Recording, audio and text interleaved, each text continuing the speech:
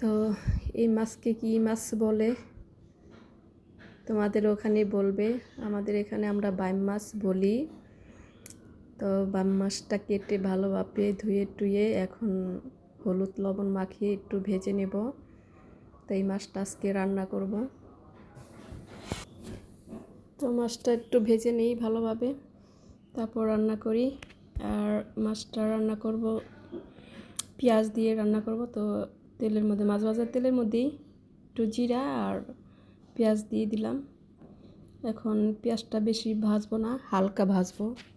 তারপর আলু আর কাঁঠালের দানা দিয়ে দিব। আমার কাছে কাঁঠালের দানা খুব ভালো লাগে, যেভাবে খাই ভর্তা বানিয়ে খুব মজা লাগে। তো আলু আর কাঁঠালের দানাটা হালকা একটু লবণ দিয়ে হালকা একটু সিদ্ধ ভাজা করে নেব। তারপর বেগুন আর এখানে দিয়েছি আমি পুঁই শাকের ডাঁটা। তো এখন দিয়ে দিব ধনের গুঁড়ো, হলুদের গুঁড়ো আর কাঁচামরিচ। তো ভালোভাবে একটু কষিয়ে তো পানি দিয়ে দেবো, পানিটা কমিয়ে দেব। তো এইভাবে রান্না করে খেয়ে দেখো, খুব ভালো লাগবে। আর মাছ তো পেঁয়াজ দিয়ে ভুনা করলেও ভালো লাগে। তো এই মাছটা অনেক ভালো ছিল, কোনো প্রকার গন্ধ টন্ধ ছিল না। যাক, খাইতে যেমন তেমন, এই মাছ তো কাটতে খুব কষ্ট।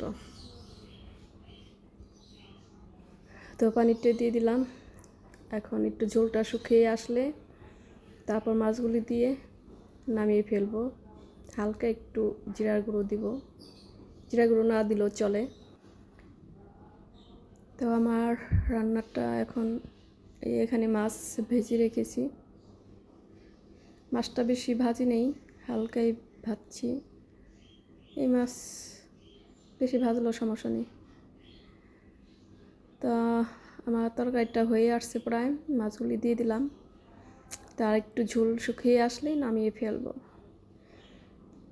তো যদি ভালো লাগে ভিডিওটা, লাইক কমেন্ট শেয়ার দিয়ে পাশে থাকবে, ফলো দিয়ে। তো ভালো থেকো তোমরা।